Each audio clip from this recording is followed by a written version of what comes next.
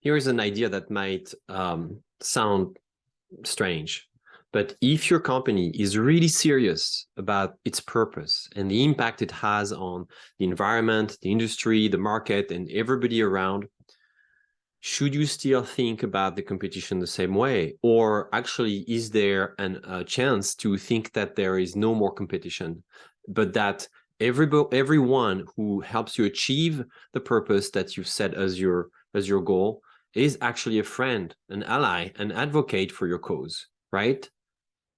Is that a crazy idea to you?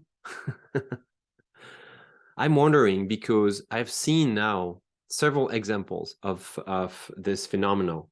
And the latest one is the French ski manufacturer Rossignol, who a few days ago announced that they're releasing the composition of their latest innovation, the first recyclable ski. By the way, I learned through that information, through that piece of news, that skis are not recyclable. But Rossignol this year decided to launch, after years of research and development, decided to launch the first recyclable ski. And now they're advertising and they're sharing the composition of that ski with just everyone. Let me just show you on their website, on the Rossignol Group website. There it is.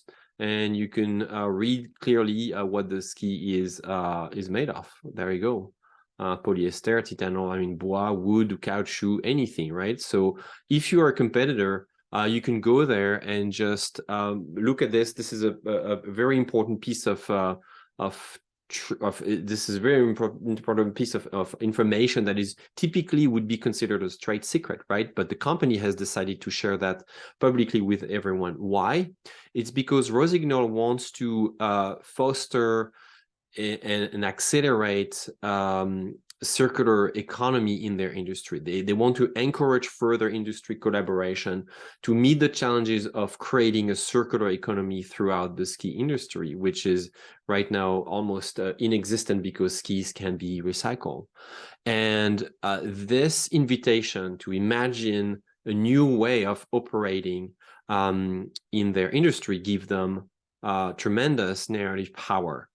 This example reminds me of what Volvo did in 1959 when they decided to make the patent for their three-point seatbelt actually a royalty-free patent. And they made this on purpose so that anybody in the industry, any of their competitors, any car manufacturer could actually adopt the same system and save more life, because their system was the best. Their system was saving way more lives than any other safety system installed in the cars at the time.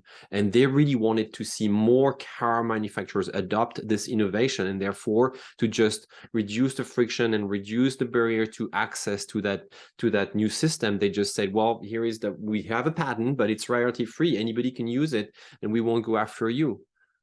Another example of this is Tesla. In 2004, Elon Musk announced that they would open source every innovation, every technology innovation, innovative ideas. Why did they do that? Why did they do that? Because they wanted to see acceleration of the market towards more electric cars and towards transportation that reduces, that creates less CO2 emission, right? So if your company is about really clearly crazy goals, big hairy goals, like changing the way we produce something, decreasing CO2 emission, having a significant impact on what you do. Maybe it's about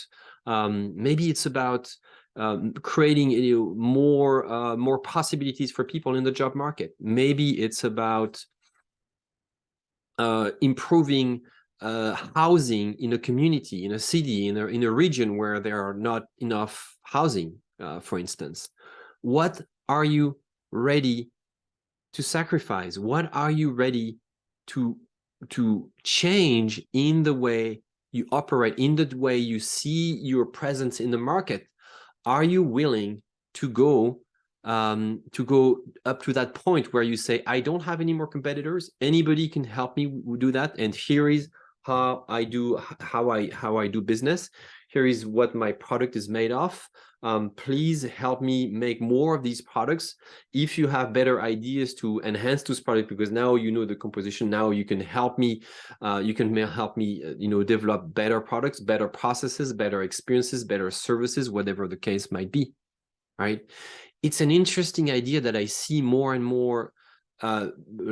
Even large players in large markets adopt, but also more and more new and forward-thinking businesses think about and embrace.